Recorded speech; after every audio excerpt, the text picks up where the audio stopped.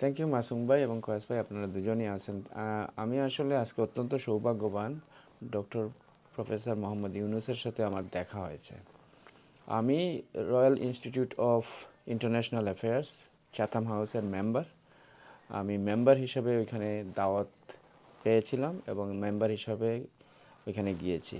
আমি একটা জিনিস প্রথমেই ক্লিয়ার করতে চাই, আমি ডক্টর ইউনুসের টিমের মাধ্যমে এই দাওয়াত পাই নাই, অথবা হাই কমিশনের মাধ্যমে এই দাওয়াত পাই নাই। আমি ওই অর্গানাইজেশনের মেম্বার হিসেবে ওইখানে দাওয়াত পেয়েছি। দাওয়াত পেয়ে ওইখানে গিয়েছি। ওইখানে যাওয়ার পরে ওই কনফারেন্সে আমি দুইটা প্রশ্ন করেছি। প্রথম প্রশ্নটা ছিল যে ডক্টর মোহাম্মদ ইউনুসকে, যে উনি কতটুকু কনফিডেন্ট আছেন বিভিন্ন ইনস্টিটিউশনগুলো, ডেমোক্রেটিক এবং পলিটিক্যাল ইনস্টিটিউশনগুলো সুসংগত কতটুকু হবে এপ্রিলের ইলেকশনের আগে, যে যাতে একটা ইলেকশন ক্রেডিবল এবং ইলেকশন হয় with level playing field.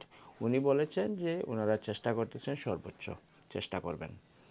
R second প্রশ্নটা ছিল on behalf of British Bangladeshi community. আমি প্রথমেই কিন্তু ওনাকে ওয়েলকাম করেছি লন্ডনে on behalf of British Bangladeshi community, এবং সেকেন্ড প্রশ্নটা ছিল on behalf of British Bangladeshi community, কারণ ওনাকে জিজ্ঞেস করেছিলাম আমি যে ওনার কোনো প্ল্যান আছে কিনা ব্রিটিশ বাংলাদেশি কমিউনিটির পক্ষ থেকে, কারণ কমিউনিটি ওনার সাথে ভিউ এক্সচেঞ্জ করার জন্য, দেখা করার জন্য উদ্গ্রীব আছে। তো উনি বলেছেন আসলে বিভিন্ন প্রোগ্রামের বিজিনেসের কারণে, একটার পরে আরেকটা প্রোগ্রামের কারণে এটা হয়তো সম্ভব হবে না। তারপরেও বলেছেন লেটস সি, মানে দেখা যাক কোনো সুযোগ করা যায় কিনা, এইভাবে একটা কথা বলেছেন। এর পরবর্তীতে আমরা এই একটা চা চক্রের মতো ছিল, টি অ্যান্ড কফি সেশন, ওইখানে সৌভাগ্য হয়েছিল আমার 1-to-1 কথা বলার। তো ওইখানে আমি কিন্তু এই সেম প্রশ্নটাই রিইটারেট করছি কমিউনিটির পক্ষ থেকে। তারপরে উনি আমাকে বলেছেন, আবারও বলেছেন যে দেখা যাক কী হয়, যদি সময় করা যায়, অথবা মানে অল্টারনেটিভ কোনো কিছু করা যায় কিনা এইটা।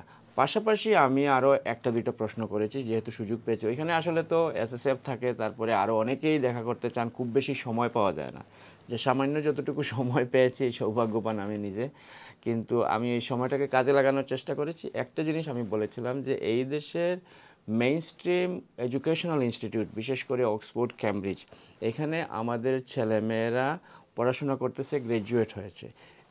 এদের মধ্যে অনেকেই বাংলাদেশে তারা কন্ট্রিবিউশন রাখতে চায়, পলিটিক্যাল কন্ট্রিবিউশন ছাড়াও অন্য বাংলাদেশের ব্যবসা বাণিজ্য, টেকনোলজি, এগুলোতে। তো আমি বলেছি যে ওনাদেরকে, ওই বাচ্চাদেরকে, ওই ইয়াং জেনারেশনকে, নতুন প্রজন্মকে বাংলাদেশের প্রতি আকৃষ্ট করার জন্য উনি কি করতে পারেন। তো উনি আমাকে বলেছেন, এবং পাশাপাশি আমি ওনার প্রেস সেক্রেটারি শফিকুল আলম সাহেবের সাথেও কথা হয়েছে, ওনাকেও আমি বলেছি যে এই ব্যাপারে কি। ওনারা বলেছেন ঠিক আছে, আপনারা যদি একটা টিম করেন, এই টিম নিয়ে যদি বাংলাদেশে আসেন, তাহলে আমরা সময় দেব, তাদের কথা শুনবো। আমি বলেছিলাম যে এটা এখানে সম্ভব কিনা, ওনারা বলেছেন না, এটা সম্ভব না, কিন্তু বাংলাদেশে আসলে এটা সম্ভব। সো আশা করতেছি উনি আন্তরিক আছেন, ওনার টিমও আন্তরিক আছে, এবং আমি মনে করি যে আমরা যদি টিম নিয়ে যাই এবং যারা আগ্রহী আছে তাদেরকে নিয়ে যদি যাই, তাহলে তারা স্বাভাবিকভাবে তাদের কান্ট্রি অফ অরিজিন সম্পর্কে জানবে, এবং তারা ওই কান্ট্রি অফ অরিজিনে কীভাবে কন্ট্রিবিউট করতে পারে,